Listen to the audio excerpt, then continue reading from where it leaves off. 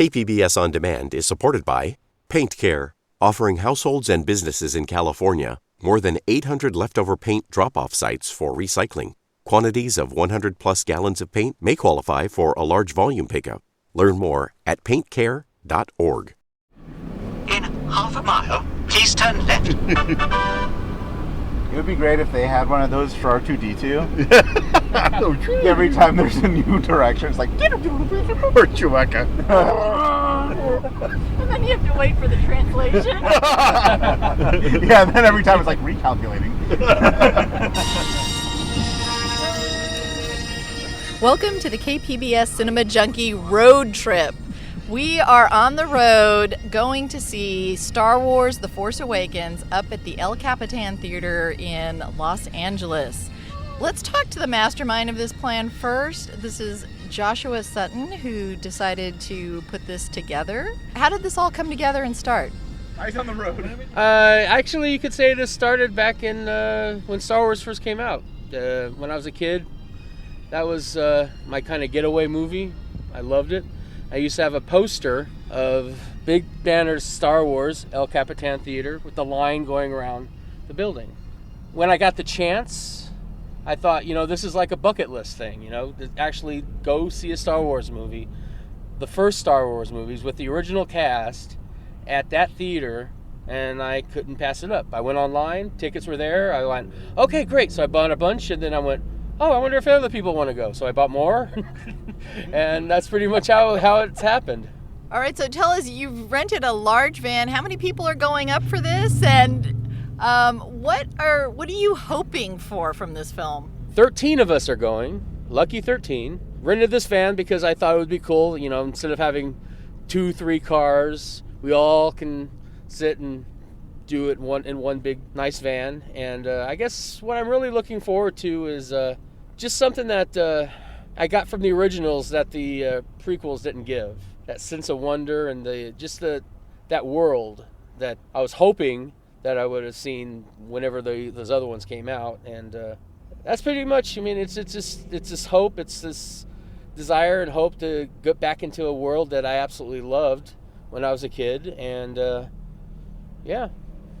So Jose, you've been running the C-3PO navigator for this trip. So what are your hopes and expectations for this film? Well, first, that the navigator takes us to the right place. No, I'm just kidding.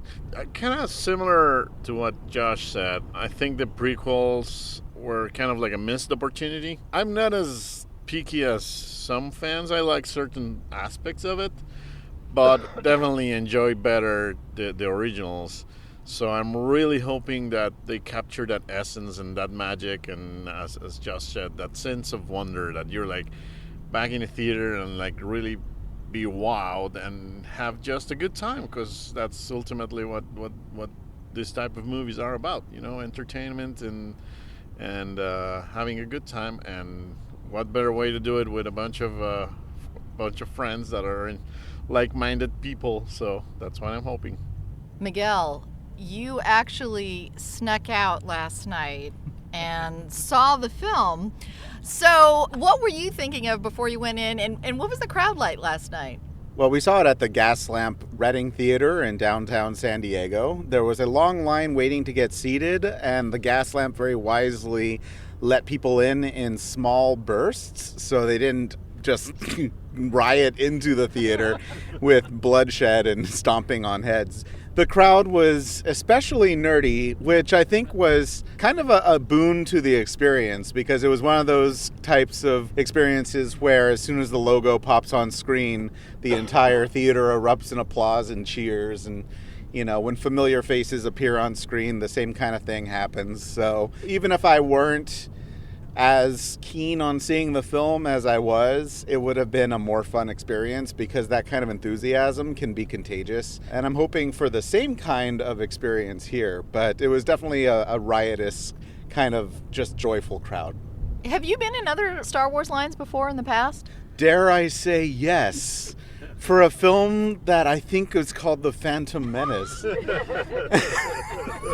Big Lloyd, baby. And we were all so excited. I feel like I have PTSD talking about this. It's like you're trying to recount some horrendous tragedy of the past, and one that, when after some horrendous tragedies, sometimes the brain will go into a defense mechanism where you think to yourself for a day or so, maybe that wasn't so bad. And then the truth dawns, and you crouch in agony with tears streaming down your face about what really happened. And yeah, so that was my last experience actually waiting in line to see a Star Wars film. Well, what I was going to ask is, now with online ticketing and reserved seats, I was really curious what lines were going to be like, if it was going to be the same with people camping out. I mean, I remember camping out for days out in front of the Valley Circle Theater. Do you think it had the same kind of level of fandom and nerdiness and people waiting in line quite as long?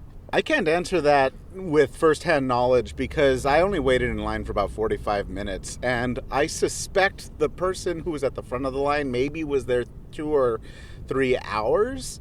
So I think you're right. I think it's a different experience because of online ticketing, and virtually everyone there had their tickets pre-printed from Fandango. So it isn't that I didn't see any beach chairs out and tents or anything like that I actually did see back when the Phantom Menace came out.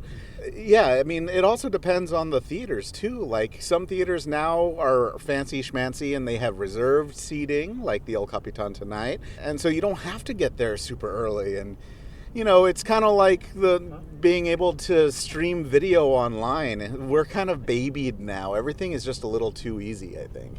Okay, Miguel brought up the dark times. Yeah. No, it's perfectly fair. So I'm curious, is anybody going into this film and in the back of their minds feeling Jar Jar Binks is like tugging at them, going like, "Don't forget Misa," and feeling a little like trying to temper their excitement? How is Phantom Menace affecting your anticipation for this? All right, this is Dante, who happens to be a filmmaker also. So Dante, what are your expectations for this? I am just going to go in and just enjoy, hopefully. Because, there's been a lot of movies, like, over the last couple of years, I'm like, oh, man, I can't wait to see that. And we drive up to Spectrum or L.A. and we go see it, and it's so quiet when we're all driving home. We're all hooping and hollering, the music's going, and we're, like, excited. We come home, it's like, oh. Nobody wants to say it because, that sucked, but it's just one of those things. And this is one of those movies where, okay, everybody in this car who's over 35, I know you know this feeling when you go see these movies, like, you people are raping my childhood. Raping it to death. You have no care for the source material. All you care about is money. And it's like, if you actually made a good movie, imagine how much more money you would make. And so I'm hoping that we don't get that. I'm hoping that people who made this movie are just like, okay, I remember the first film. I remember seeing it in the theater. And I remember just that spectacle, that wonder, like what Josh was talking about. And that's what I want. So many movies that I'm seeing now, it's like $200 million budgets, but yet they come out and they just feel so hollow. They don't have that camaraderie that the first one had. That's the one thing that I loved about, the cast. Everybody was cool. And like when Han Solo came back and he saved Luke, dude, that theater went crazy, dude. You couldn't hear yourself for like 15, 20 seconds. Everybody was just screaming and hollering because it was just, wow.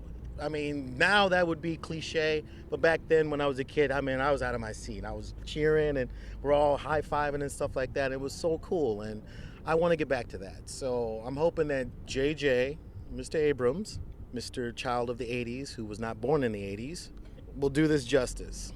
Because, the trailer looks cool, and that's what I'm hoping for. And by the way, I'm hoping that Lando Calrissian makes an appearance.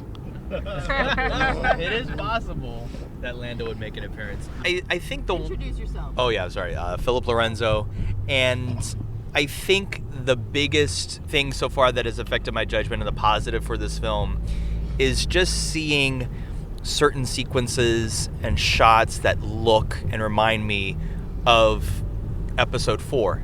But, however, I do see this film, even before I was told it could be like The New Hope or The Last Hope or whatever, because it feels so much like what Episode 4 feels like. You know, the character of Rey in the trailer looks like Luke Skywalker when she's in a desert and she's looking up at the dreams of launching into the sky, and those things, those images are iconic, and I think that is where the power of this film would be, which is kind of like you actually mentioned it, carbon paper, you know, where you're kind of tracing over this kind of thing that works.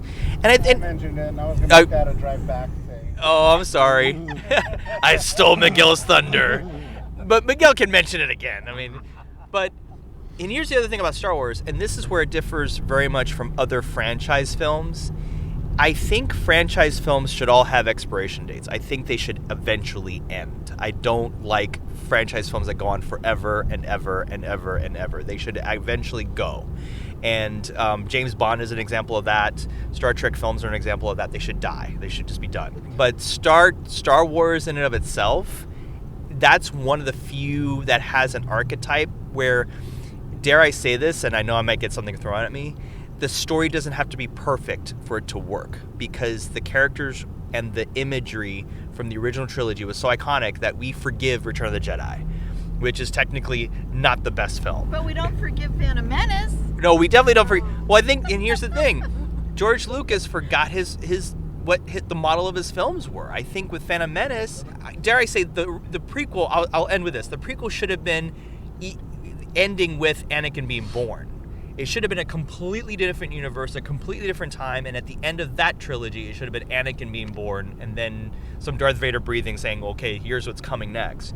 Because what happened was, in that original trilogy, you're in a rush to make him Darth Vader. So everything you're trying to do with this Anakin character is contrived because you're like, well, we know he's going to become Darth Vader. The prequels, I still don't know what to think of them. Even though I watched them last week, I was like, I don't know what to think of you. I don't know how to process you. I don't know how to. Dante knows what to Wait, do. No. It's because they're hollow.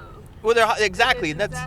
It's problematic for sure. Okay, this is Jazz. Let's hear Jazz. What have you to say about those prequels? Well, for me, the prequels were very hollow, and I am most looking forward to the practical effects. I drove 8 hours to be with you guys from San Francisco to experience this, because I remember waiting in those really long lines to see the prequels because I was really excited. And you drove 8 hours south, you drove down another 5 hours north. So I drove to San Diego to drive all the way back to LA to see this with a group of my friends. But that's how much I believe in this being, for me, the last hope of being truly excited to see a Star Wars film. And it's because of the visuals for me. A lot of films for me are about the visuals, and I was really excited to see that JJ was using practical effects, because for me, all of the prequels felt hollow because it was like an orgasm on the screen of CGI, and that just made the acting feel hollow and the visuals feel hollow, and I just never could get past that. So I had the very similar feeling to Miguel of, I really wanted the first prequel to be great, and I left it going, well, you know, it wasn't that bad, it was okay, and I told my friends it was okay, and then, you know, a week later I just was like, you know, it was not great. It was just bad. And I had to reconcile with myself. And eventually I saw the second and the third films, but I just never got that feeling of amazement and wonder and wow that I got with the original trilogy. And I'm looking for that, and I'm searching for that, and that's why I joke with all my friends and I call this, you know, episode 7, The Last Hope, because for me, I need to see something that will sort of knock me over in terms of the visuals. I'm not that caught up with the storyline. I don't get that bogged down with the storyline because really, let's be honest, it's kind of silly, and I don't mind it being silly, but I need it to have some kind of weight, and that's what I'm looking forward to. Okay, let's go to Jose for a quick comment. Yeah, just regarding the prequels, I think the one thing that was telling for me was, like, in episode 3, the best scene is the one where there's no dialogue and Padme is looking through the window knowing that Anakin's at the temple ready to kill the younglings. And that scene, I thought it was probably the only one in the whole prequel trilogy that had some power to it, because it was like just no dialogue, just music, and that's when you know that's when he goes totally to the dark side. And I thought that was kind of like weird, that a scene that has no dialogue and nothing going on was the best scene of the whole prequel trilogy, because everything else has such a terrible dialogue. But anyway, just wanted to point that out. Okay, we're returning to Philip. The prequels were made in an island called George Lucas Island. And no one's invited to this island unless your name is George Lucas. And the biggest trait of the best film in the series, which is Episode 5, is that it was a different screenwriter, is that it was Aaron Kershner, even though I'm not going to mention what other pop culture film he directed that disappointed me. But with Empire Strikes Back, there was collaboration. And with this film, apparently, there's collaboration, this film we're about to see tonight. So that's always a good sign. You have to let other people in. You know, if you operate in your own silo, in your own planet, you're not going to know what's bad or good, because you think in your head everything's good because you created it. George Lucas had created so many characters and so many different things, but because of budget and because of other factors, he couldn't do all that in the original trilogy. And that's what made it ironically very good, because there's things he couldn't put in there. And then when he started messing with it and retouching it and putting new characters in and new songs and all that stuff, it was like for his own amusement. It wasn't really for us, the fans. And I think that's where, when we talk about films that are limited by budget but that expand their creativity, because they're limited, they have to make choices. And I think nobody was going to tell him no for anything he was doing. When Jar Jar Binks came up as an idea, I could not even imagine anybody that would say no to him at that point, because it still passed. Like, it got through. This whole concept, the art, the accent, everything got through. Someone approved it. Someone said, this works. And Jar Jar stepped in the booby. And it was like... Kicked it back on us. And exactly. So that's the big problem with the trilogy, is that it was the prequel. It was George Lucas saying, this is what I think of my world, and there's nothing you can do about it. And it's like, no. Well, the funny thing about all of that is, what took me to get through all of that is just to realize that these movies weren't made for me. The first 3, or 4 through 6, that was my film. Those are films made for me. The new ones were made for the new generation. And I think, with these movies coming out, hopefully they will try to, make a film that's good for both, for all the generations. It's almost like going to a Rolling Stones concert. You see a guy that's 70 and he's bringing his son, who's bringing his son, who's bringing, their son. Hopefully it'll be that type of, like we were talking about collaboration. But another thing I think that was a problem with the prequels is it didn't have a villain like Darth Vader. That's a villain that you just cannot top, and no matter how hard you try. And for me, a good action movie is as good as its villain. And if your villain is mediocre, which I'm seeing in a lot of movies these days, it's going to be lukewarm, at least for me as a film fan. It's my 2 cents. What about General Grievous? Yeah, what about Darth Maul. Count Dooku. Darth Maul's a bit of an exception. He was kind of cool. Yeah. And they killed him. And then he was gone in 3 seconds. That's true. It makes me think of Goodfellas and Paul Sorvino's character, where he doesn't have to move. He doesn't have to do anything. He goes to a phone booth, he makes a call, then he goes back, and he's like the most powerful gangster in that movie. He doesn't have to do anything. With Darth Vader, it's so funny when we talk about the lightsaber battles, and then people say, well, how come, these battles are so much different than Darth Vader? Darth Vader doesn't have to do a lot of lightsaber battles. He could throw stuff at you with his mind. I mean, that's a powerful villain. This is the guy who can choke a guy just at a snap of a finger. That's an amazing villain. And I think with Darth Maul, and with General Grievous, and Count Dooku, and all these other villains, it's like, well, we have to fight with lightsabers first. No, you don't. If you're powerful enough, you could just force choke everybody out. You could force push everybody against the wall. You don't have to do a lightsaber thing. So, well, I was joking about the midichlorians. That was one of the things that I guess most fans really hated. Right after Jar Jar Binks. Yeah, right after Jar Jar Binks and Lil Annie, and and are you an angel? Anyway, so yeah, the midichlorians thing was kind of like a slap in the face, I think, for the fans, because you have the original movies making you believe like, okay, you might be sensible to the Force, but if you work hard enough, you can accomplish it. Like, Luke really worked his ass off to be able to control the Force and become a Jedi. And then all of a sudden, it turns out it's genetics. And you're like, oh, okay, so I guess we're in the 99% that got screwed and didn't get the midichlorians.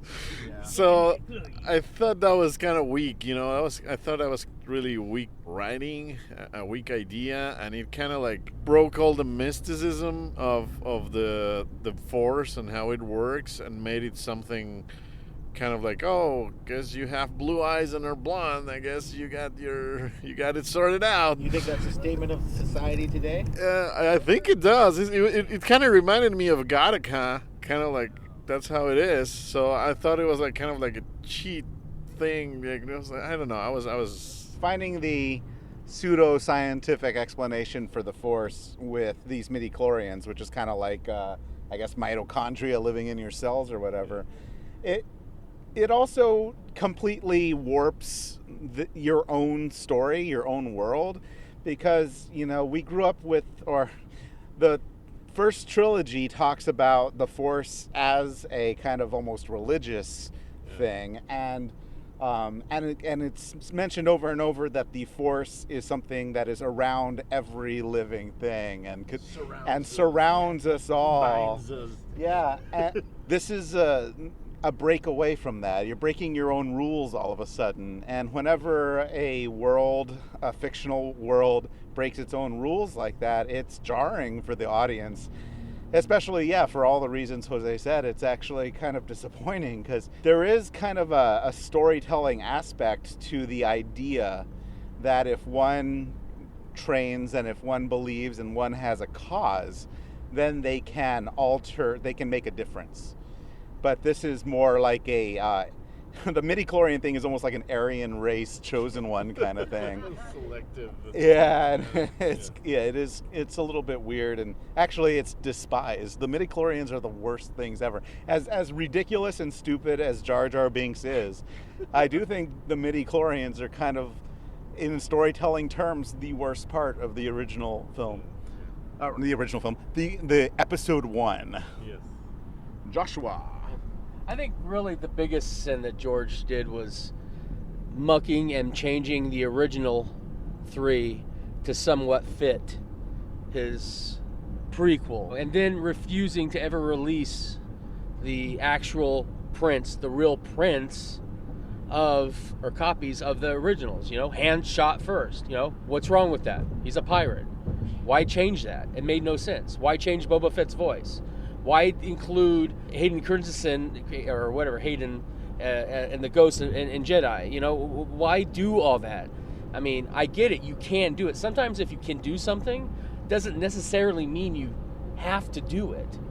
And I think was his problem, really. I think what he was a child that got a new toy and he broke it because he used it too much.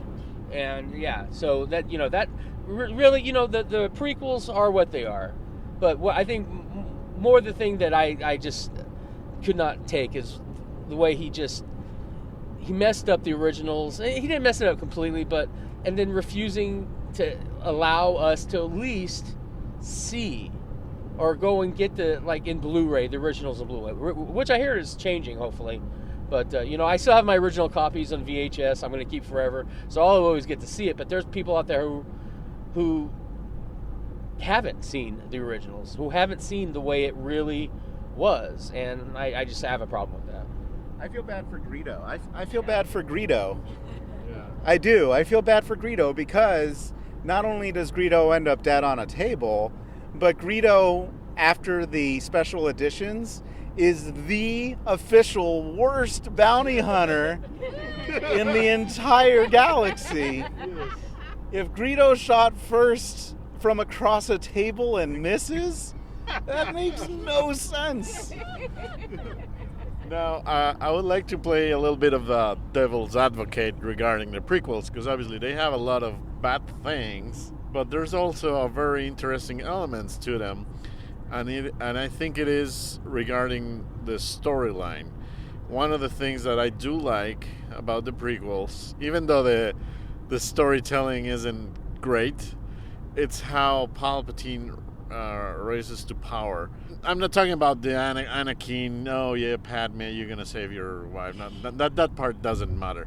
But how, since the beginning, his scheme is so complex in a way that he manages to have everybody doing what he wants them to do in order to finally accomplish being the Emperor. I think that's the only saving grace of the prequels. Even though if it's, in the movies it's executed a little bit of like half-assed.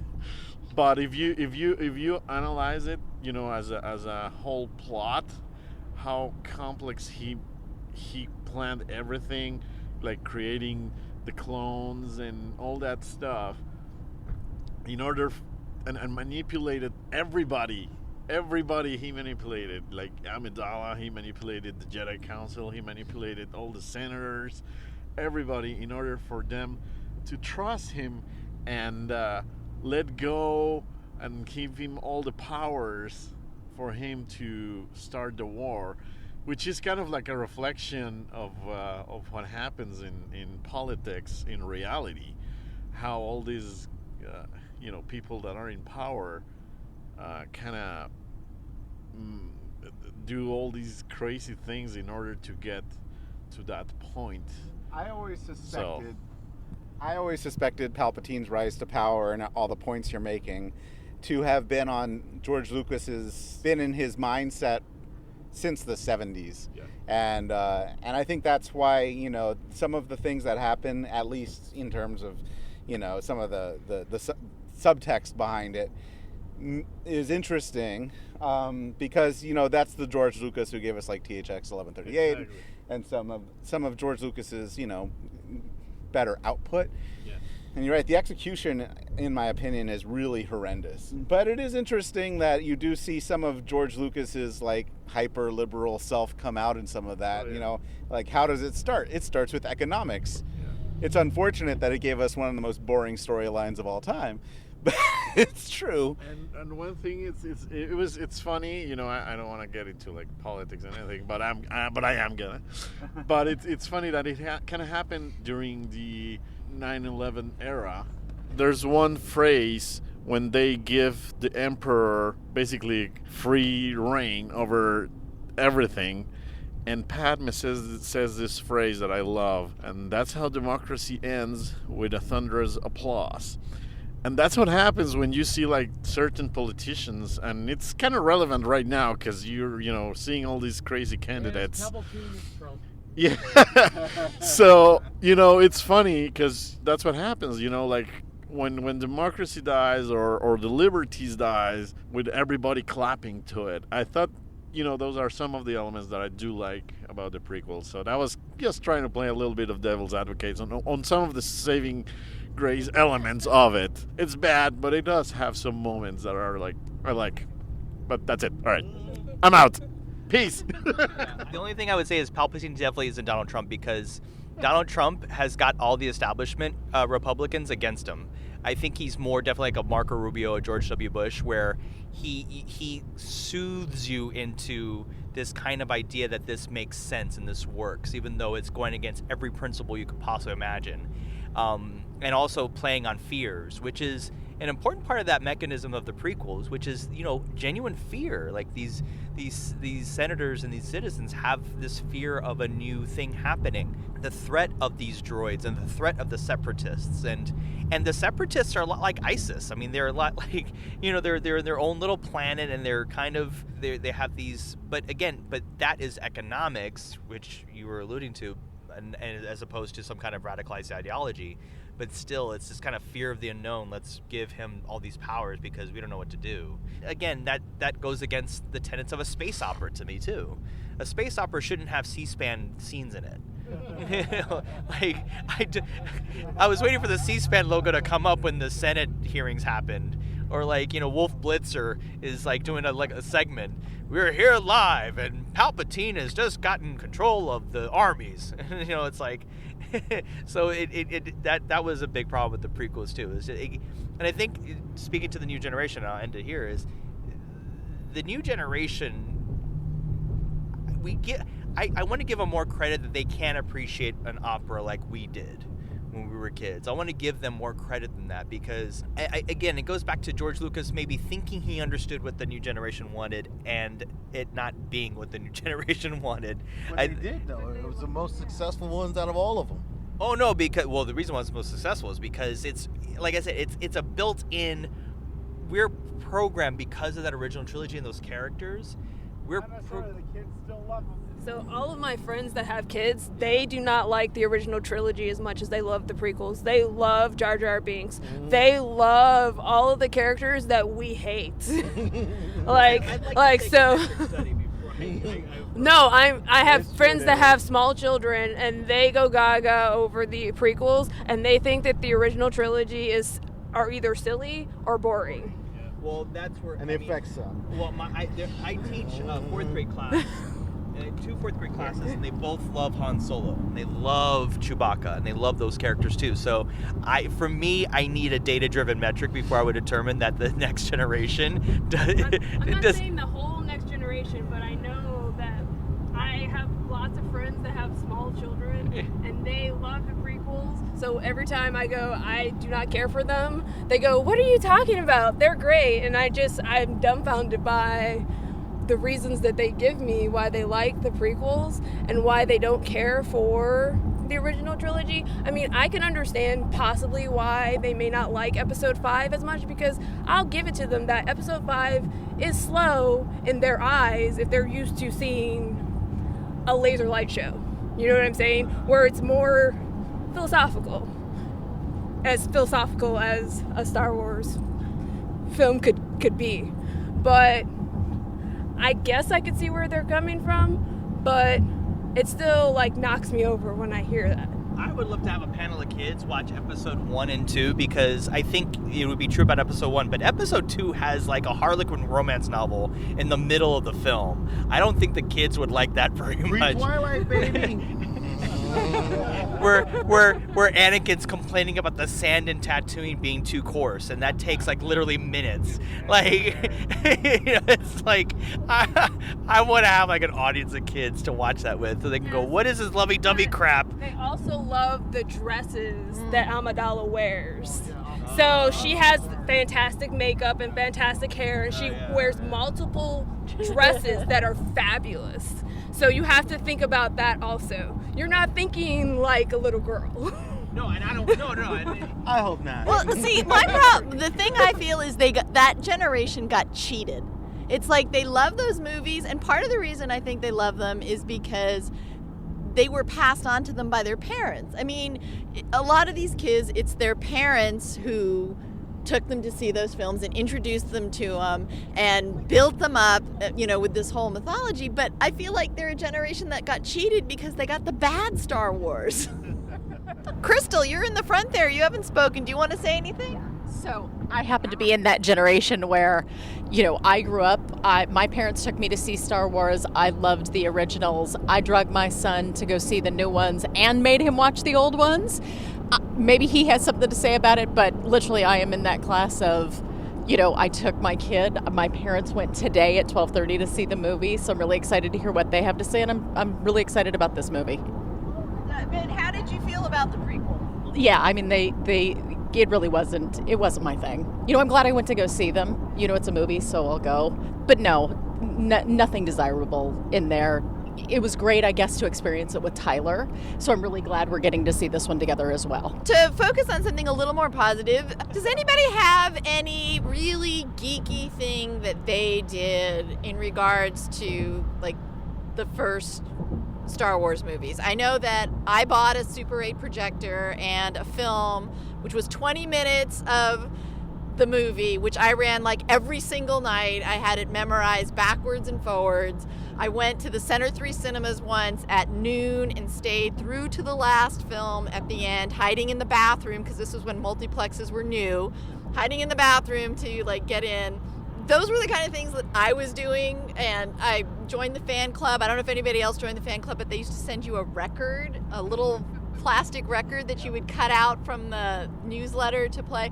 So I'm just wondering if anybody else has anything embarrassing from their Star Wars fandom. I owned the 8-track of the whole movie, so I would listen to it, and it got to a point, it is to a point where I really can't watch the original with anyone because I tend to say the lines. When they re-released them, I took my friend who'd never seen them before, and we're watching, we're sitting, and next thing I know, she pats me on the shoulder, and she's like, "Can you sit over there?" And I was like, "What? What's going on?" She's like, "You're saying all the lines before they happen." I was like, "Oh, really?" And I do it. I don't even notice I do it sometimes. So I guess that's my thing. I'm probably going to lose some nerd cred here because I don't remember the name of this book, although it's nerdy enough to say I read some of the Star Wars novels. But when the first Star Wars came out, before they knew there was going to be any others, there was a novelization for a possible sequel. Does anyone heard about this? One of the things I did was I tracked down that novel and I read it, and I tried to talk to other people about it, but the novel completely makes no sense. First of all, of course, we don't know that Luke and Leia are brother-sisters, so there's more romantic stuff that goes on between them. Things like that. They spend the entire time lost in a swamp planet, which ends up becoming Dagobah later on in the films. And I think one of the... See, I'm failing here because I don't even remember who wrote it, but it's a fairly prominent science fiction author who was tagged to write this. But they didn't think that they were going to get money for a sequel, but maybe they would get a little bit of money. So, like, no spaceships, the whole thing takes place in the swamp, and I think Vader shows up at the end. But it's just like Luke and Leia lost in Swamp Planet and getting, like, in trouble. Relating to the literature end, I think, can be, when it comes to a Star Wars franchise, is pretty darn nerdy. In my case, I guess it would be, in Mexico, there was a company called Lilila D, which had the rights to produce the action figures down there.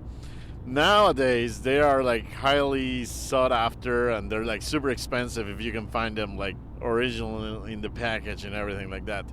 So my dad took us once to the factory where they would make the Star Wars toys, and it was great because they had a showroom with all the figures there, and you could buy them cheaper than retail. So that was a great geeky moment to actually go to the factory that makes Star Wars toys in Mexico. Now here's the nerdy part of it. I remember that time getting an R2-D2 figure, and when I went back home and I opened it, I realized that the sticker wasn't screen accurate. So I was silly enough to take the sticker out and make my own, copying exactly as it was from the actual R2-D2. And years later, I realized that was kind of a dumb thing to do. But back in the day, that was kind of like my highest level of geekiness as a kid, to have a screen accurate R2-D2. Actually, it's a circle and 3 dots, not a circle and 4 dots. Yeah, like the dome is totally wrong. So, but anyway, that was it. Anybody else? Okay, wait, gotta stop because I have to change my batteries. Jazz, do you have a geeky thing to reveal? Sure. I have two. You could pick one. So I was not born until the third original trilogy, Return of the Jedi, came out, and I wasn't really old enough to realize that 20th Century Fox logo actually comes up at the beginning of all of their films.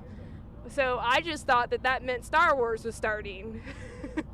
So every time I saw a 20th Century Fox logo pop up, I thought Star Wars was coming on. So usually in my house, that meant that Star Wars was coming on in some shape or form. So anytime I saw that logo, I would shout, Star Wars, Star Wars, Star Wars, as a kid. And my family thought it was hilarious, even if Star Wars wasn't coming on. But generally in my household, Star Wars was getting ready to come on.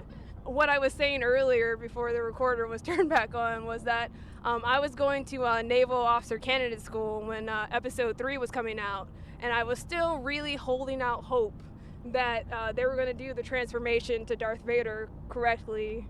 And I was like, I'm going to miss, Episode 3 coming out, and I really want to have some part in this. So I picked up the book companion to Episode 3 and I read it, and I thought, well, this is really kind of good, and actually this is great. And they did the transition to Darth Vader spot on, everything that I had ever envisioned for years. And I was so excited. I was like, yes, I cannot wait to see this movie, because this is supposed to be the companion to the film.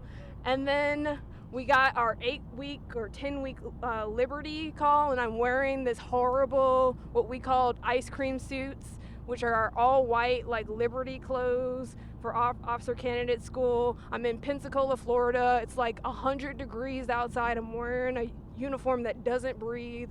I go to the movie theaters. It's still there. I'm the only one there. I watched the film, and it was wah, wah. And I just couldn't believe it because the book was so good and the film didn't translate. So for me, those are sort of my geeky moments with Star Wars. I might have had the Lando curl at one point in my life, but that's about it. That's about it. No, but the thing about it, Beth, do you remember it being geek culture, or do you just remember it just being science fiction culture? Well, I don't know if I would specifically refer to it as geek when I was doing it, but I know that it was weirder than what the other kids were doing. What did you do on the weekend? Oh, I sat at the Center 3 Cinemas for 12 hours and watched Star Wars 6 times. Oh. But, I had friends who did the same thing, that, were really into it and waited in line forever. And I was going to Comic-Con back then, too. So to me, it seemed kind of like just what we did. Yeah. I also I was 16 when Star Wars came out, and I actually asked to go to the Academy Awards, and they gave me tickets. So my friend and I got tickets to the Academy Awards, and we got to see Star Wars lose to Annie Hall, which I think is part of the reason it took me so long to like Woody Allen. We were in the last row of the last balcony in the last seats, way up in the rafters. And we got to see George Lucas arrive, and it was great. And we were so pissed when it didn't win. We thought for sure it would. Anybody else? Phil, do you have a geeky Star Wars memory? I think it was before Empire Strikes Back. And I actually, the day that I was supposed to go see Empire Strikes Back, I played with all my action figures and I reenacted scenes from A New Hope. So I did I tried to do the X-Wing with the Millennium Falcon attacking the Death Star, even though I didn't have a Death Star, so I had to create a box which I called the Death Star and all that stuff. And then I got to the theater. My biggest memory was I was thinking in my head what's going to happen in this film, and the moment that I can remember the most, because I was only 5 when Empire Strikes Back came out, was when Darth Vader said he was Luke's dad. Spoiler alert, by the way. When that happened, my little brain was in complete shock. I was really upset. I was crying after the movie. And my mom was like, "Why are you crying?" Cause Darth Vader is Luke's dad. That's terrible. I was just, I don't remember everything. I just remember crying about it and thinking, how is this possible? How is it possible this villain of the galaxy, this person I see as this really spiritual, robotic, evil thing, is a dad? It just freaked me out. And I'm like, oh my God, this whole concept is crazy. So I think that was my biggest geeky moment, because it was a big day. I was really excited. I was like, oh my gosh, they're going to they're gonna fight Darth Vader again and all that stuff, and then to get that bombshell dropped on you, that was like, what? I couldn't believe it, and that's why it's still my favorite of the series, because that moment is still amazing. I can watch that moment, I'm like, oh my gosh, it was amazing. And then Luke is crying, I'm like, and you're just thinking all the time, like, what? So and especially because of course in A New Hope, Obi-Wan Kenobi says, your dad was betrayed and killed. So that's it. You dismiss the dad and you're done. And it was brilliant because then you don't remember him. You don't think about him. And then when he says it, it's like, yeah. So that was it. Tony, my son, is here in the car with us. He's 22. Do you have any memories of Star Wars? What does this mean to you to go to this film? I mean, I have lots of memories of Star Wars. I don't think any of them as geeky as anyone else, but I did see the prequels. As a kid, I liked them, but I haven't really watched them since then. I remember Darth Maul was really cool. Probably the geekiest thing I did was one Christmas, all I asked for was stormtroopers, because I wanted to build an army of stormtroopers. And did you get them? I got a decent amount. Not as many as I wanted, because as a kid I wanted like as many as the Empire had in the one scene where he's walking through all the... Yeah, exactly. I got like 12 and I wanted about a couple hundred. So... Do you know how hard that was for your mom? I had to fight off like 34-year-old men when they opened the boxes at Toys R Us. It was like a real-life Jingle All the Way. Yes, exactly. When I said that, I actually thought it was going to be easier for people because I thought they wouldn't have to really look for anything rare because I was like, oh, stormtroopers. They're pretty common. And it was like simple. Everything is just the same thing for everyone, so I thought it would be easier. I didn't mean it to be harder.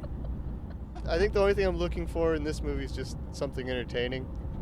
All right, so let's go around and why don't you rank the Star Wars films as to which is your favorite? Oh, well, I mean, I hate to be what's probably going to echo here a lot, but my favorite is Empire Strikes Back. Why do I think Empire Strikes Back is my favorite? I think for one reason is when I still have memories of first watching it, and similarly to Phil, I don't think I cried, but it definitely is the film that packs the most punches emotionally, just because it goes to most of the darkest places. And it's a film where consequences happen. And the consequences, which was an interesting thing for me when I was younger, the consequences happened from the first film. Like the second film, Empire Strikes Back, are consequences of the first film. And I found that really striking when I was younger. It's like the first film ends with a goofy awards ceremony with necklaces being put on the characters' necks. But then you get to Empire Strikes Back, and that kind of hurrah is completely reversed. Yeah, the tone's different. Plus, you get the Empire theme in that one, and it's awesome. But yeah, I think it's just that idea of consequences and revelations that are really strong in the second one, stronger than any of the others. For me, it's the same. Empire is my favorite. I also think it had to do with the fact that was actually the first one I saw in theaters, because when Star Wars came out, I was 3 years old, so they didn't take me to the theater. I saw it in Super 8 at a neighbor's house, and I loved it. Seeing Empire in the big screen was just totally an experience. Like looking at the Battle of Hoth is still my favorite. Like the ships, the AT-ATs are just amazing, and how you see, as Miguel said, like the consequences of destroying the Death Star. Here comes the Empire with all of its power to try to crush the rebellion. Was like, holy cow, these guys are more powerful than we thought, because in the first one you think like, oh, it's done. But no, it isn't. There's like a whole lot going on. I totally loved Yoda. Yoda was, still to this day, it's silly for some people, but for me, a lot of the things I learned when I was growing up came from Yoda. And Yoda was my real dad. And Mr. Miyagi, those were like my movie mentors. Well, they're basically the same character. Yeah, they're basically the same character. But I found it fascinating getting into a little bit more of the visuals. My favorite set from all of the Star Wars movies is the carbonate chamber and Cloud City, and I think that battle is visually mesmerizing, and the whole thing and how it ends and all that, and the scene obviously of the reveal of Vader to Luke is just one of those iconic moments in movie history, in reality, you know. So yeah, I'll go with Empire is my favorite as well. Crystal. Empire, and I'm going to pass it to Josh. Okay, well, let me first admit totally that Empire, I think, is the more superior movie. Technically wise, story wise, it is. But if I'm going to go on total emotion, yes, because I am deeply rooted in trade and negotiations. No, really, A New Hope, because it's the first one. It introduced me to this world, these characters. And, this is pure emotion. I mean, like I said, I love them all. Well, not really. But, and really, when you look at all 4 movies, or 3 movies, the first one was really the only one where all 4 of them, or all the characters, basically work together totally. Because in Empire Strikes Back, they're split off. Return of the Jedi, it's the same thing. The New Hope was kind of more... New Hope is like the family of the ring. Yeah, and like I said, this is not a knock on the other two, because by far, I think if you want me to ask me what the superior movie, the better movie was, it's Empire, definitely, because like you said, it's got the most emotion, it's dread. It is a wonderful movie, wonderfully written movie, done. Like you said, the Hoth battle scenes, everything about that movie is wonderful. But if you wanted just emotion, and my favorite, and one I watch pretty much twice, 3, 4, 5 times a year, it's A New Hope. Jazz? I think this is a trick question, honestly. I don't really know how anybody is answering this question. But when I was a kid, I would have said A New Hope. I think for the same reasons that Josh just said. But as I grew up, I think that I became more appreciative of Empire for the simple fact that I sort of reconciled myself that Lando was a backstabber. Because when I was younger, I really didn't like the fact that, the only minority character in this film was a traitor. And it really hurt my heart that, he became sort of like this sort of villainous character. And it was just sort of oh man, really? The only black dude has to stab Han in the back? Really? I know that it was a setup for bigger and better things to help tell the story and to push the story further along. But as a kid, I was really? And it was really sort of it was really heavy for me as a child, Empire, but as I grew up and really saw more of the value of what was going on, I could appreciate Empire more, and that's why it sort of became more of my favorite film. When I go home and I go, I think I want to watch Star Wars, I definitely pop in A New Hope first. And if I get around to it, then Empire goes in, and then, the next thing, and I end up watching the whole trilogy, so. You end up going all the way to, Christmas special. You, Sir Dante. For me, favorite one would probably definitely have to be Empire. I liked it because it was, it was just dark. It was a darker film, and I liked that. I mean, I've always liked that about my films, even when I was young. I thought it was a nice continuation of the story also. And especially once, we didn't have internet back then, but, when you got to get more information and you find out that they didn't even expect the first one to be a success. And so, they hadn't planned on making any others. And the fact that, I thought it was a smooth transition. And plus you get the I Am Your Father. And Phil, that freaked me out too. We were all like, what? No way. I almost beat up some relatives of mine because they were talking during the movie. And I had to get on them, man. I said, you don't come to my movie, and start talking. So, But yeah, that was a great one. What are your thoughts on Lando Calrissian? Oh, dude, I love Lando. Come on, man. Billy D, even as a kid, had me drinking Colt 45. I'm just. His style choices, that cape they had him in. That's like a James Brown cape, right? That cape. About to go in the hot tub with Dude, that. are you kidding me, man? I had the Lando curl. I had my whoopee as a cape. Styling, man. No, I had no choice but to betray you. Good stuff. So you know what's interesting about the Lando thing? I'll say it before I mention my favorite. What's interesting is the Lando character, though. You know, it's easy to, and I love that Jazz mentions the Lando character because it is the one minority character in the film, quote unquote, that backstabs Han Solo. But it speaks to a bigger truth about when you're a minority in this country and you acquiesce to certain things or you accept certain things about the circumstances you have, and you become very self-protective.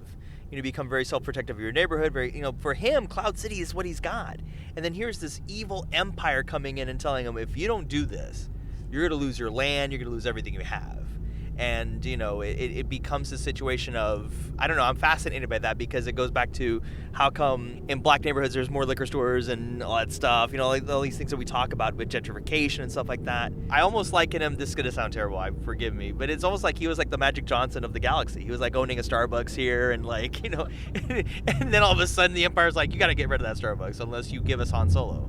So I felt for Lando. I actually felt bad for him when Chewbacca was choking him in that film. I felt bad for him. I was like, C-3PO, let him go. I mean, this guy had no choice. Basically, he had to choose between everything he had built and this smarmy smuggler. Han Solo wasn't the hero of the rebellion to him. He was still this old gambler buddy that he knew. Right. But my favorite is definitely Empire because it has everything. It's the ultimate package. It's what you want out of a Star Wars film. If you imagine your favorite Star Wars film to be, to me that it's Empire. It's sad to me that the director of one of my favorite sequels of all time is also the director of one of the worst sequels I've ever seen, which is RoboCop 2. So when I always think about, this is the guy that directed Empire Strikes Back, and RoboCop 2's fault was Frank Miller, though. Oh, I know. But still, he doesn't have the director credit to that. I'm not pinning that one on Erwin. And also the idea that the Empire can go anywhere. When they got to Cloud City, I thought, oh, they're great. They're fine. They're doing okay. And everything looks cool and it's pretty. And then, nope, Darth Vader's at the dinner table and he's ready to take your soul. That scene is freaking awesome. That scene's amazing. And there's Darth. It's like, hello there. Talk to the hand. And that's that whole sequence is amazing. So yeah, it's got to be Empire Strikes Back. And then the Empire ends up screwing Lando anyways, which is perfect. Oh yeah. Which is why I love it, because it's like he does all these things. He betrays his friend, and then Darth Vader is like, our deal has just changed. Screw you. I love that. To me, that's just perfect. That's perfect evil. And that is definitely a parable for how minorities are treated. At the end of the day, for example, think about that movie Will Smith, 6 Degrees of Separation, where he's trying everything to fit in, but he still doesn't fit in, right? And I don't know, I think of those things, it's like, no matter what he would do for the Empire doesn't, it's like, whatever, dude.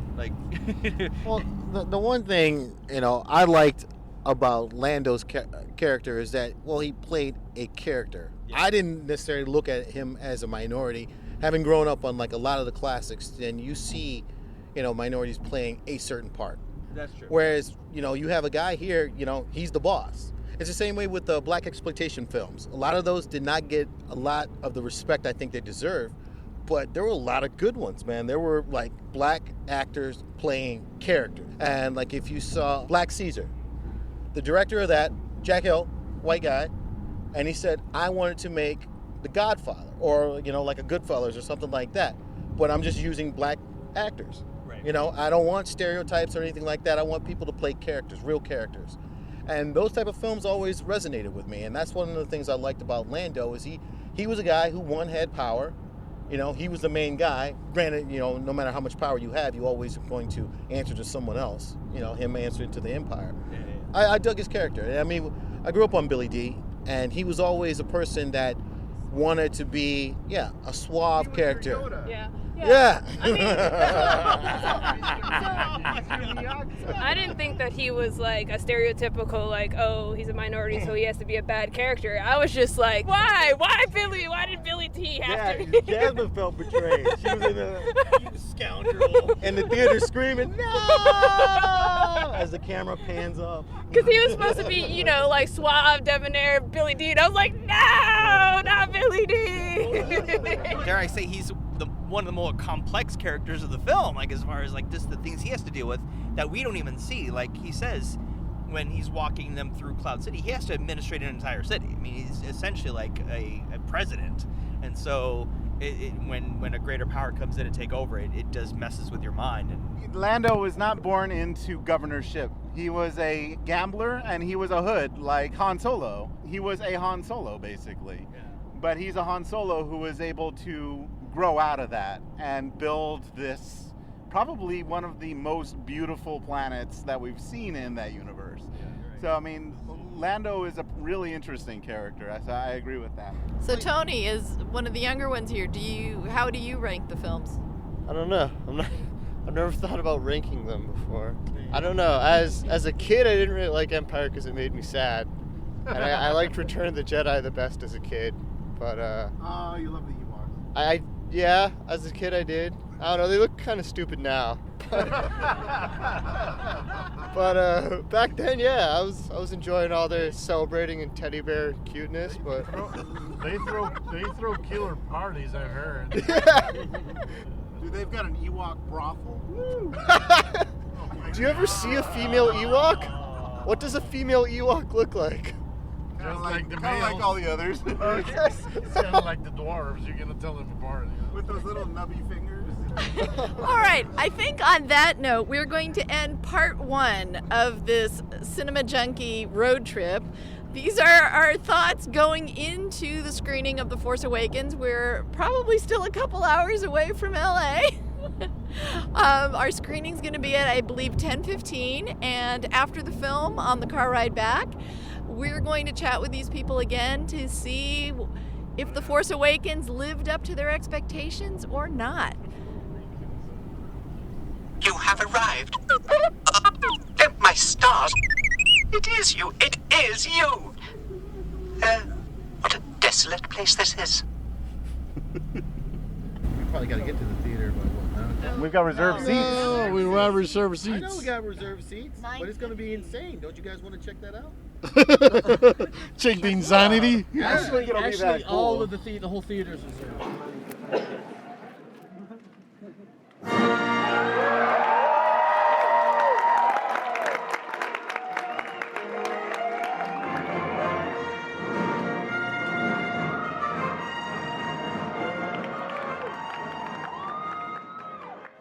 All right, so we have all just finished watching The Force Awakens. I think it's about 1:30 in the morning, and we're heading back. Oh my God, it's 2:15 in the morning, and we're heading back on the road to San Diego. And now we want to find out what people thought. So this first part of the reaction will be spoiler-free. It will just be the general response to whether or not everyone liked the film. So let's start with Miguel, because he is closest to me in the car. That works. This was my second time seeing it, and I actually enjoyed it as a film more the second time. This might tick some people off, but I like it better than Return of the Jedi. So, Josh, now that we're going the correct direction on the freeway, what did you think? I thoroughly enjoyed it. It was a Star Wars movie. It was a real Star Wars movie. It's the first one since Jedi, in my opinion. Yeah, I plan to see it again. Crystal? I loved it. A woman of few words. I'm Jose, and I have mixed feelings. I have very strongly mixed feelings. There's a few things that I really enjoyed, and others have me baffled. I need to digest them a little bit more. So I think a second viewing might help clear that out. But right now I have mixed feelings. That's all I'm going to say for now. He's drying his tears. I loved it. I really liked it. Blanca, introduce yourself. Oh, Yeah, you're new. Okay. Blanca. So Blanca was a hitchhiker. I jumped into the van. I don't know anybody here. But she's very petite, so she just kind of flew in through an open window. Yeah. But yeah, no, it really reminded me of, the original Star Wars movies. It's like very retro, but also very modern, and it's just action-packed, which is what I love in a movie. And yeah, I freaking loved it. All right, and for one of the young'uns' reactions, Tony, what did you think? It was very entertaining. I liked it. Another person of few words. All right, Dante, what did you think? It was great. It was a lot of fun. They had great chemistry between the actors, and of course, it's great seeing the old school actors, the original actors, come back and cameos here and there, and the story moved, forward. John Boyega was very good. Daisy Ridley, she was very good. I liked her. She had a nice presence as a heroine, and I think this is her first role. So imagine, being in a Star Wars movie as your first role, the pressure there. It was good. It was very entertaining. Again, like I said, the comedy was fun. It wasn't stupid. That's the one thing I'm hating about a lot of movies that are coming out is they choose silliness over wit. Story felt like a Star Wars film, and the effects were great. A lot of practical effects mixed with nice CG. And I like the fact that they had a lot of practical makeup too. And you see a lot of the creatures from the older episodes. So it was great. I enjoyed it. I could see that again. Jazz? I thoroughly enjoyed it. I enjoyed it mainly because I could feel, like I said before, I could feel the weight of it. I enjoyed the practical effects. I enjoyed the visuals. But like Dante was saying, there was comedy when there needed to be comedy, but there was also, it brought out certain emotions for new and old Star Wars fans, I feel. I think that this is sort of a film that will probably do that bridging of the gap that we were talking about with the young and old Star Wars fans, I hope at least. I was happy to see something that I was not disappointed when I walked out of the film. Hello, my name is Tyler, and I liked it a lot. It was funny and good, everything good about a movie. And I enjoyed the crowd that we had around us. They were all energetic also, so it was great. Oh yeah, sorry, it's Phil Lorenzo again. I'm still processing it, and I did enjoy it a lot, and it just feels like you definitely know it's going in a new direction. I felt like even though there's a lot of familiarity, to me the style was, I'll get into it more in the spoiler part of this, I guess, but I enjoyed it a lot. And I was at the edge of my seat, which I haven't been in a blockbuster in a while. All right, so anyone listening to the podcast right now, if you don't want to hear any details at all about the script, then I suggest you turn this off until you've seen the film, and then you can come back and listen to the rest of it. But if you're a true Star Wars fan, you must have seen the film on Thursday, Friday, or Saturday. So we are now going to talk about the film in a little more detail. So who would like to be the first one to tackle a spoiler? Might as well go in the same order. Some of the things that I wanted to say about my reactions felt like they were possibly spoilerish, so I felt like I couldn't get into them. But one thing that could be seen as a fault, but probably isn't seen by a fault by fans, is, this movie, seeing it the second time, it feels like it almost could be, for all intents and purposes, almost a kind of remake of A New Hope. Just like it hits all the exact same beats. It has a lot of the exact same story things. I think that was completely on purpose to kind of bring us back around full circle. It's funny, if you read any of the reviews, one thing I've noticed is there's a pattern that everybody's saying that it's fun, but it doesn't break any new ground, something along those lines. And most of them are using that as a positive thing, that we're back to form. But a couple of them are using the exact same observation as a detriment or as a negative. I think it just depends on, if you really love the original series, it is a return to the tone, the feel, the way it looks, the world feels the same. And one thing I have to say is for J.J. Abrams, I really feel like he left the J.J. Abrams-ness out, and it just feels like a Star Wars movie, which personally I really appreciated. Well, one of the things I think about that notion of it repeating the original formula, I think if this had come right after Return of the Jedi, like at the point in which the prequels came, I think it would feel more of an imitation and more of a detriment.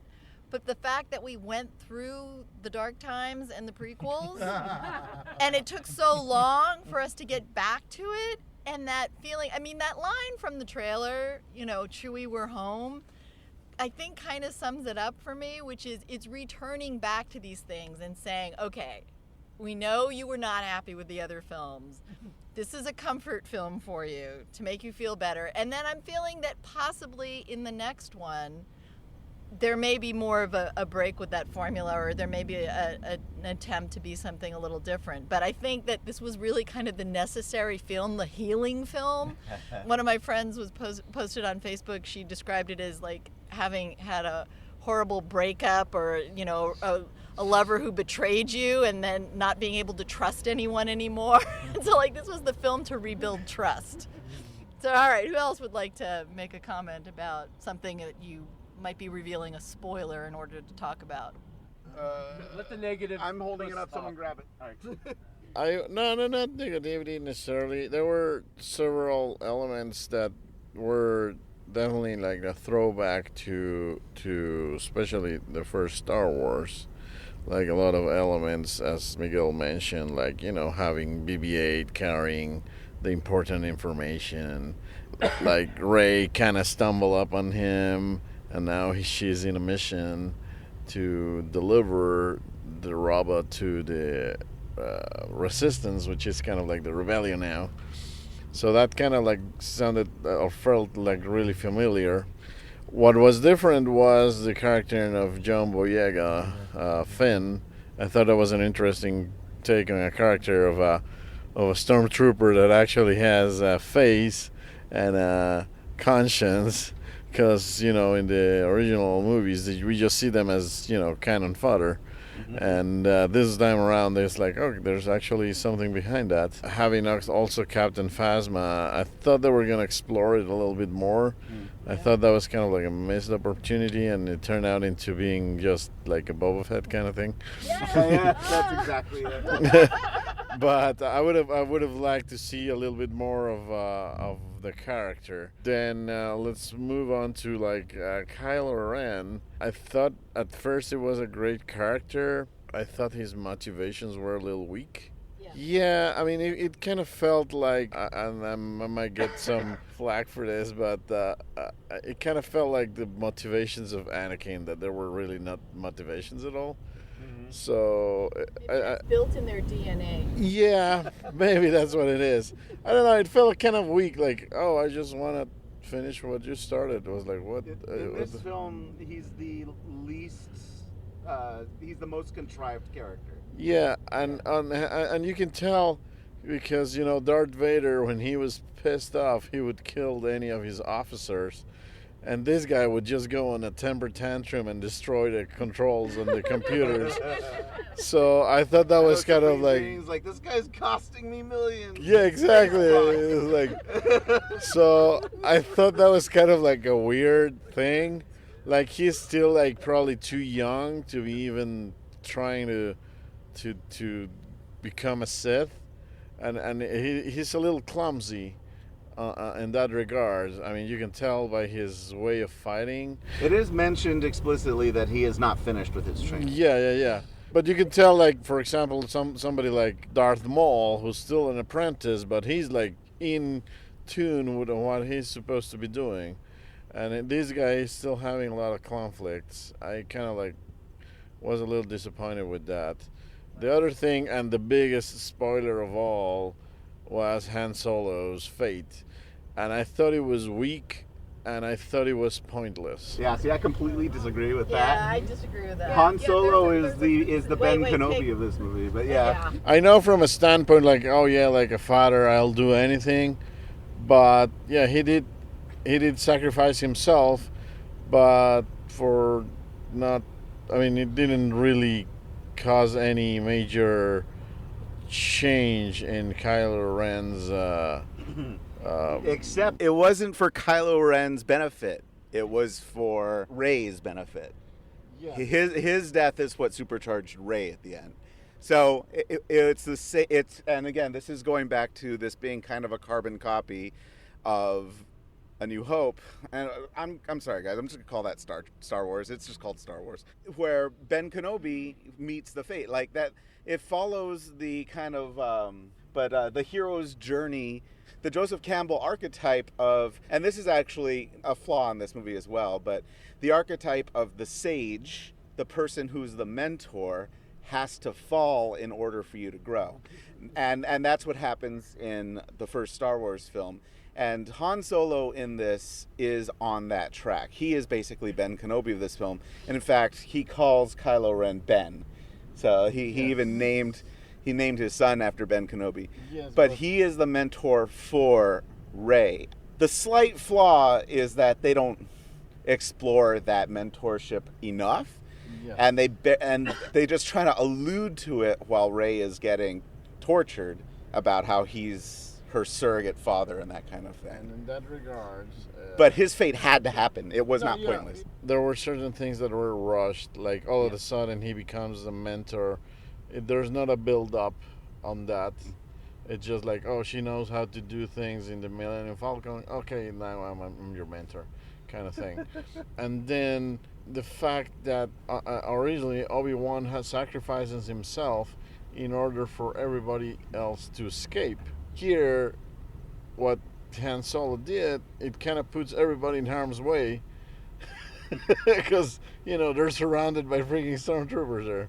So it kind of, because in the other one, like, they closed the door on Darth Vader so he cannot come after them. In this way, he goes, Kylo Ren actually goes after them, and you see what the fate of Finn is, and he almost kills also Rey. And then there's the other thing that bothered me a little bit, is they were pretty savvy with their lightsaber skills, considering this is the first time they're handling it. So that kind of bugged me a lot. Force. Everything happened really fast. Overall, the effects were great. The storyline was clever. I loved how they bring Han Solo back. All these series of reunions were great. The last reunion meeting Luke Skywalker was perfect. I wish we could have seen a little bit more of him. I didn't know it was going to be like that, just a cameo. With no lines. Yeah, with no lines. I was kind of expecting him to like use the Force and grab the lightsaber. And then there's a couple of, this is nitpicking, but a couple of questions is like, how did they recover the lightsaber that he lost in Bespin? And how did they recover Darth Vader's helmet that only Luke Skywalker knew where it was? So, but those are nitpicks of mine. I think, as far as the lightsaber goes, it seems like there's going to be a story of that. Yeah, now, I do so. have the exact same question about Vader's helmet. Yeah, because only Luke knew, unless he told Kylo Ren when he was training him.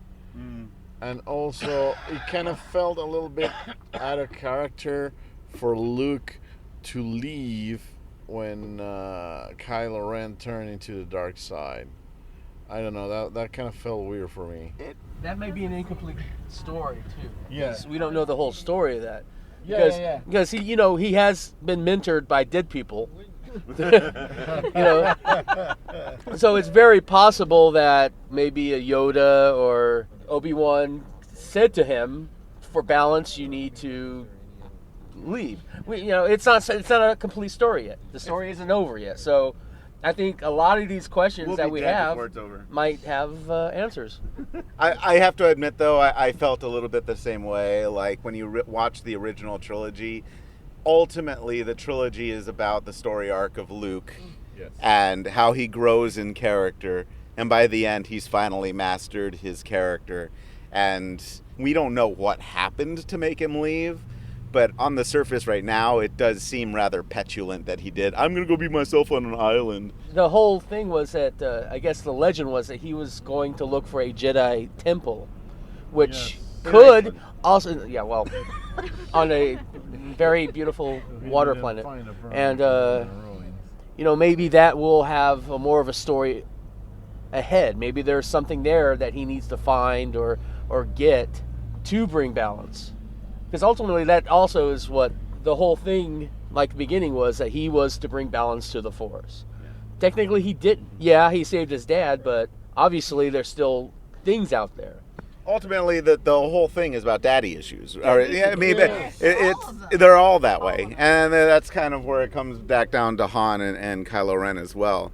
I do want to say, as long as we're talking about the Iceland Island or whatever, the island where Luke Skywalker is, one of the things I love about this film are the real settings. And it just shows, with all of the green room bull crap that was in the prequels, trying to make these cool looking things, nothing is impressive as those stairs going up.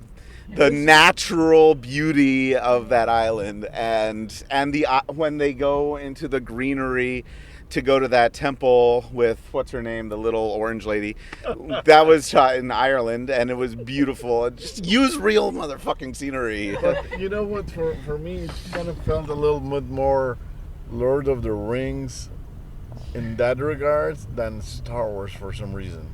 Probably because Lord of the Rings has come between them and it's interrupting your brain cells.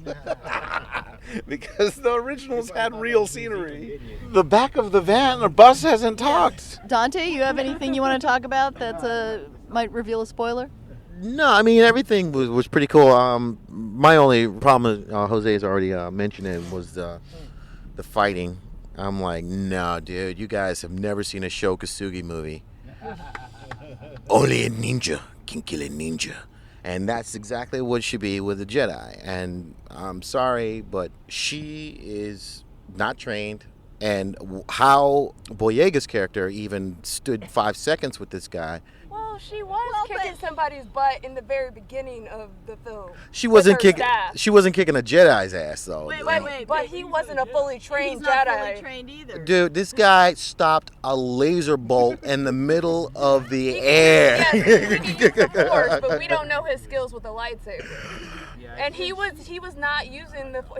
That was my problem with that whole fight scene, was that he was not using his skills with the Force. He was using a lightsaber. So he wasn't using his badass skills with the Force. He was trying to battle her with just using his lightsaber. And emotion. That's part of his I think he was more emotional than he was. Exactly. He was being a petulant child when he was fighting her. So he was trying to say, I don't need to use the Force to beat you. And I feel like that's what was happening at that moment. If she had a couple of days maybe training, like Luke, maybe, but I'm not disagreeing. I'm just saying that I'm at least giving it somewhat of a defense. Yeah. I mean, I'll watch the movie again, but again, that was my only problem. Let's not forget, he was injured. He got shot with a blaster. That's true. So he may not have been at full strength. You know what? That is a good point. It was to weaken him for those fights. I mean, I still don't think it makes perfect sense. It doesn't really work, but I think that was an attempt to give us a fight, because otherwise we wouldn't have had a fight. But no, let's see Chewbacca just tackle him. Would have been cool. I was just waiting for Jean-Claude Van Damme spin kick, and then Boyega to go up on. Boyega should need to do the split in the trees. There you go. Time cop, baby. See, I would have been upset if John Boyega was like kicking his butt, but he got his butt handed to him, so I was happy with that, because that's what should have happened. That had to happen. Yeah. In the past stories, they trained them as children, right?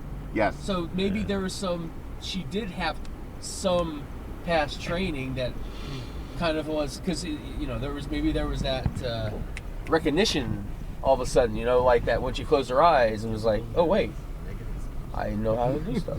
Repressed memories were coming to the fore. Because there was a repressed memory scene basically in the movie. She gets abandoned. He gets abandoned. We don't know what her lineage is yet. Rey and Finn do not have last names, and we've been told by Abrams that's very deliberate. So their parentage is probably important. And what if she is Luke's daughter? She might have had some training as a child, and it's coming back. I don't know. But I do think that all three of them are meant to be very young also, and so I don't think any of them are like have any awareness of what they're including Kylo Ren, and that's his weakness. You can tell because of his half-assed lightsaber, because he's made out of scraps from Darth Vader's lightsaber, who he also happened to somehow get a hold of.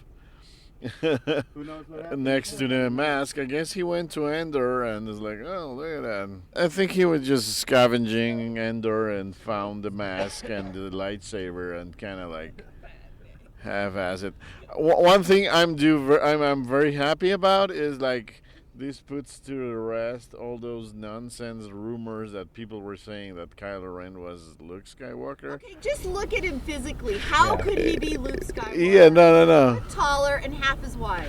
And the same thing with the saber. I mean, Luke Skywalker made this beautiful saber in Return of the Jedi, and now you're telling me he cannot make a freaking lightsaber out of Darth Vader's one? So that's what kind of gave it away. So, but you know. The one thing I'm going to come back to that you said before that I completely agree with is the lost opportunity that was Captain Phasma. Kylo Ren is kind of the weakest link in this film, and he could have been set up as a good villain for a future film when he's more ready, which would have made it's a great place for Captain Phasma to come in and step up as the main villain of this film. And it's so funny because Phasma is like center field of the poster and the toys, and I really thought that Captain Phasma was going to have more of a role to play, and she turned out just kind of being comedic relief. I was disappointed. Yeah, it was just like a Boba Fett kind of thing in Return of the Jedi. Yeah. When Boba Fett gets like smacked into the Sarlacc pit. Throw her into the garbage. Yeah. Although I do like the little mask going, huh?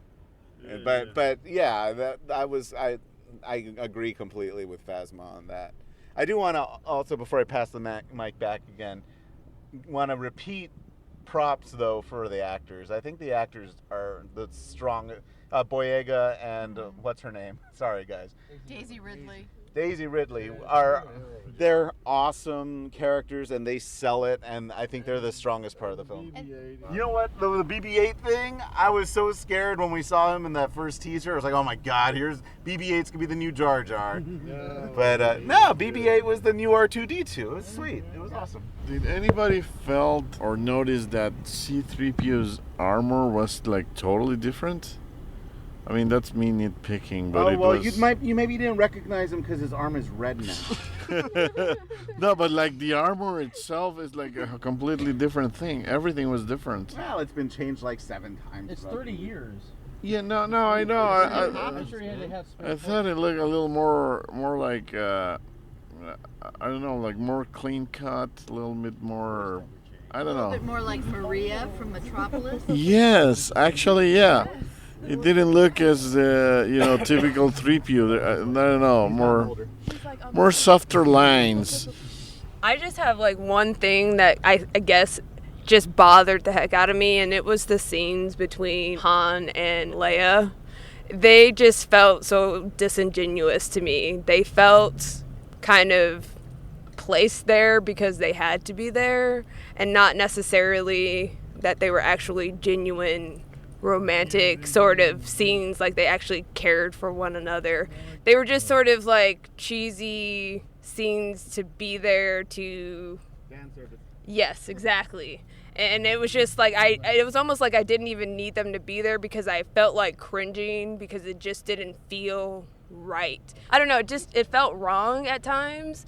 And for a film that was so hard-hitting, in comparison to the original trilogies, where you'll notice like there's actual blood in this, and like the action and the violence was just taken up to like 11 in this film, which is great if you love action, but it's just it's different for a Star Wars film, and I don't mind it at all. It's just that then to stick in those sort of like romancy scenes where it's not really authentic, as you were saying, it just felt awkward.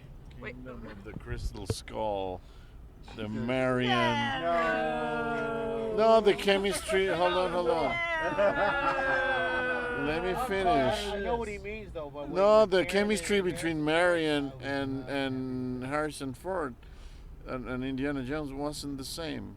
I think we can blame Harrison Okay, Ford. wait. As the oldest person in this car, I found those scenes actually to play well. Because to me, it was like, if they lose their kid the way they did, that's really difficult and makes the relationship really awkward. So to me, it didn't feel like they were meant to be romance scenes. They were meant to be scenes between people who really would like to be together but can't. Like, there's just too much. Romance is maybe the wrong word, I guess, but just their scenes together, like, I don't know if it was the dialogue or there was something there, like the chemistry between them just felt off for me. And I get the losing the kid dynamic and really feeling like they messed up in some way. Like, we had this kid together and we love him so much and he's still out there and we want him back. I got that and I could feel that, but at some point, like at some points in the film, it just felt like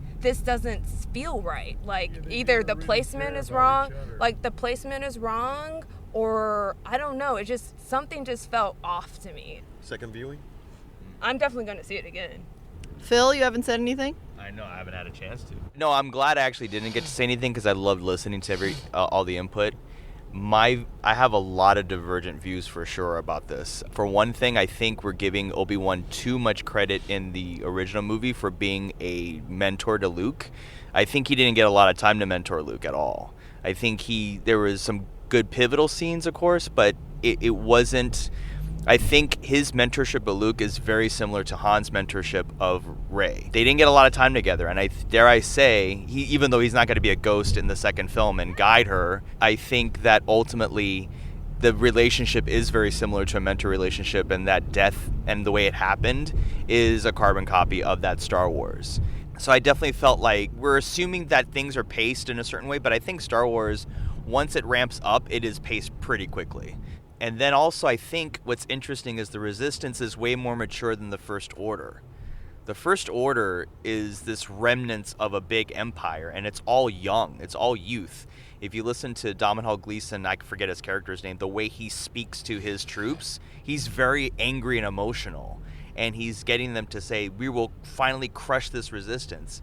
It's a very young-led, youth-led movement, it feels like, even though it's the Hitler Youth. So it's so interesting how those two roles are reversed, because the resistance feels a lot more mature and aware and is already doing missions and very confident in a strange way, even though First Order managed to build this amazing weapon, which I still trying to figure out, okay, how did they do that? But what's interesting is, again, it just felt like there was a reversal in the performance in the ages of the characters on the dark side and the characters on the light side. I just felt like there was a big difference in this film for that as well. I felt like it was a very young, angry movement in the Empire or the First Order, as opposed to, and there's a lot of anger in that group. I mean, the stormtroopers are pissed. I mean, they're calling Finn traitor every time they see him. And it's like, usually the stormtroopers are very like, oh, there's nothing to see here, but they're pissed. They're like, this is a very activated group. What I did love about the film for sure was Kylo Ren's immaturity, was this struggle with the dark side. I do think that it prepares him for a sequel to be a very conflicted, because it's the Skywalker way, man. Like, you have to have conflict constantly. I think that's why Luke ran away too. I think he's a Skywalker, and sometimes you do stupid shit when you're a Skywalker. You know, you either become Darth Vader or you run away after you can't, you lose your Jedi Temple training. I don't know. It just feels like that does make sense for Luke to do. And he does retreat when he has to. So that's a very common thing I felt about Luke. It's such an interesting pace of the film. I think my favorite character actually is Poe Dameron, because he is the most confident, the most assured. He knows who he is. And he's not Han either. He's not even close. He's like this super duper awesome pilot. he just does amazing stuff without, and I don't know if he has the Force in him or anything, but he's just awesome. It was just a great character. His chemistry with Boyega's, with Finn. It was amazing. Fantastic. It's fantastic chemistry, and I love those two together, and I want to see more of that. Captain Phasma was a huge disappointment for me because although technically she is still a stormtrooper, so I don't know how to feel about that yet.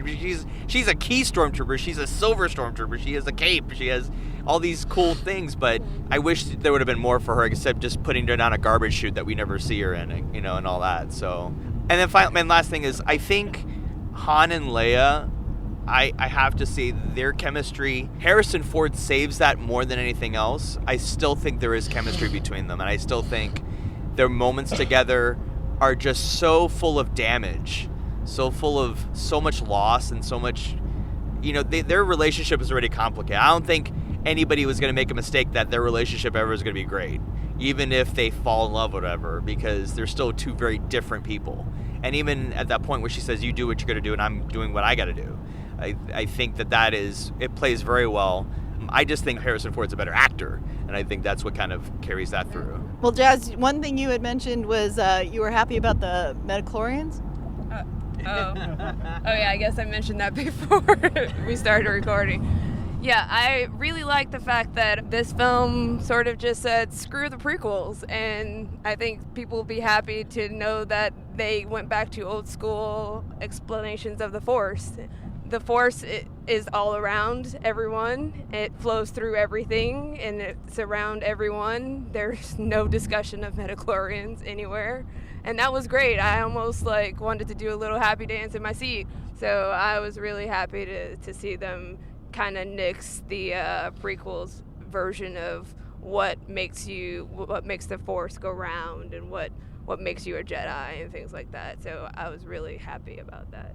All right, anybody else have any additional thoughts or comments on the film? My problem was the Kylo Ren's face. I was wondering when this was going to come up in the podcast. The character is awesome as long as he's wearing a mask. And you just want to laugh when he takes it off. And he has these huge ears that just distracted me when the wind was blowing. Sadly, me too. So true. And I don't know, I thought he looks kind of like Amy Winehouse. Wow. So yeah, that was my issue. I really like the spaceships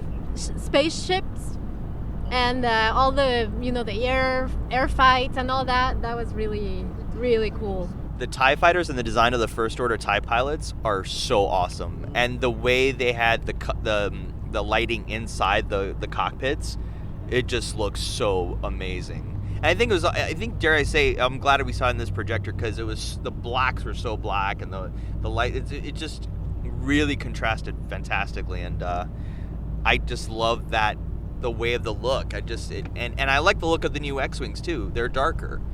I'm kind of disappointed about Luke, but at the same time, I'm not shocked that it was just at the end. It's like this kind of bridge character. I just want Mark Hamill to keep living so that we can make sure he is in the sequel. I'm concerned about this. Stay alive, bro, because we only got 5 seconds of you, man. We need more. I was this isn't really regarding the movie itself. I was kind of surprised there wasn't any kind of teaser for Rogue One, considering it's the next one coming out, and it's coming out early next year, right? And I know they've been filming it. They promised there would be no no crossover and also no after credit sequence. Well, that was a big deal. Like a trailer or something. Did anybody notice that the Disney wasn't on the opening? Yes, thank goodness. And neither was 20th Century Fox. Right. Well, that wouldn't be there. I know, but it felt weird. But I guess everybody was thinking that they would show the Disney castle, So I was kind of glad that didn't happen. It started with Lucasfilm. Yeah, and that was nice. Yeah. I think they do that with Marvel too, and, don't they? Marvel doesn't. Marvel shows the Marvel. Yeah, and maybe that might be in the contract agreement. And even Bad Robot didn't come on until after the credits, not before the credits. So that was interesting to me too. So you'll never see a Disney logo in front of anything that remotely can conceive of violence. But we will have a Vader hat with Mickey Mouse ears. Yes, we will.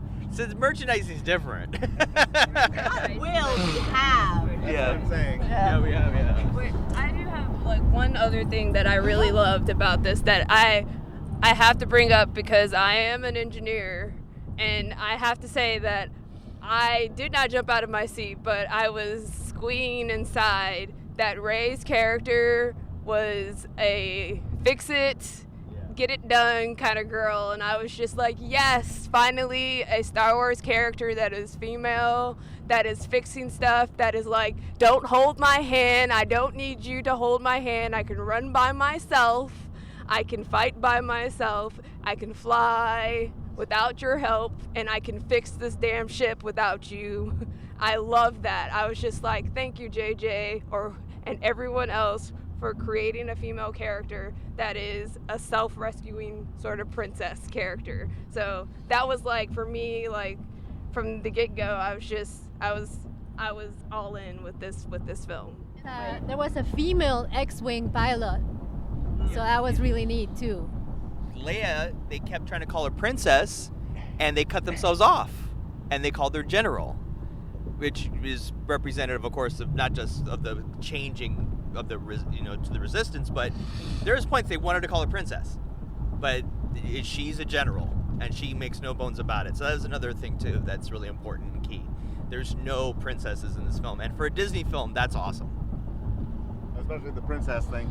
Yeah. Can we say something a little more technical?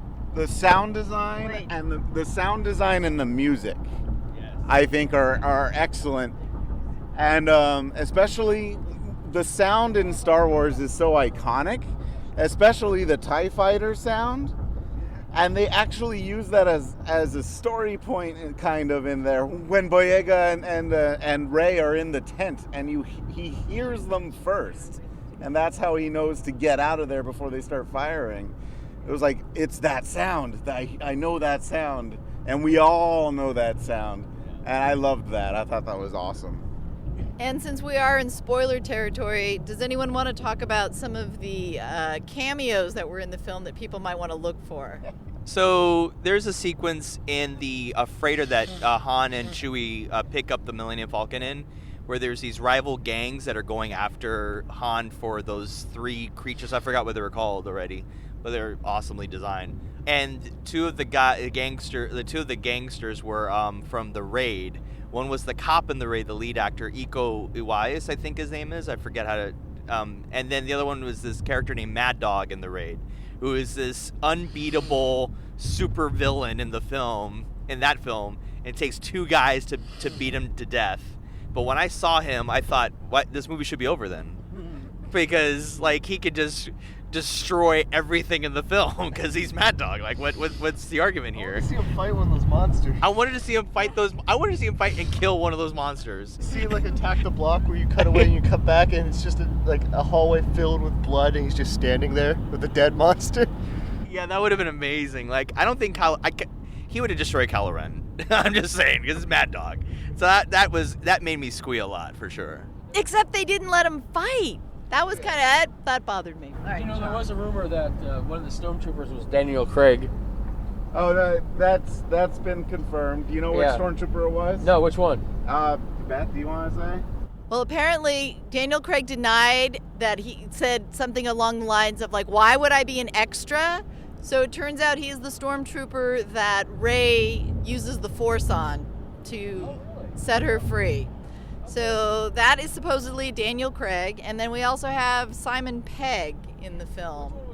Simon Pegg was the salvage dealer, I guess. So if you've seen the film once, it doesn't really spoil it, I don't think, to know that. I think it's kind of enjoyable. Anyway. Yeah, we're in spoiler territory. We are so far into spoiler territory.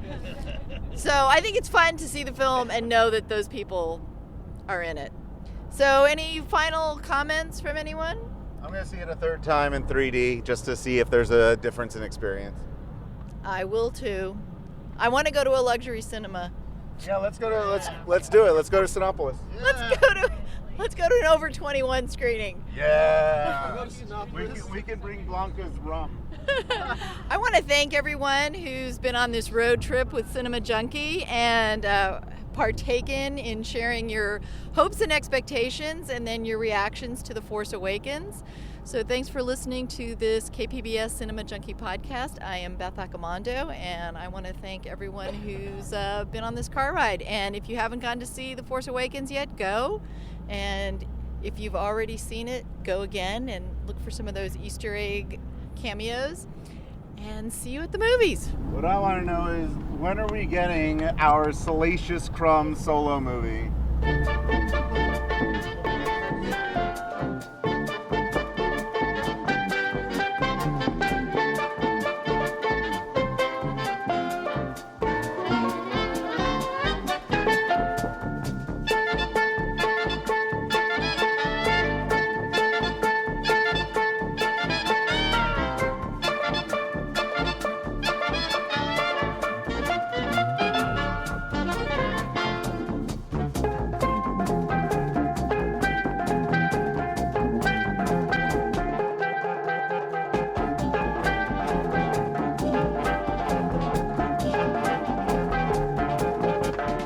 KPBS On Demand is supported by Paint Care, offering households and businesses in California more than 800 leftover paint drop-off sites for recycling.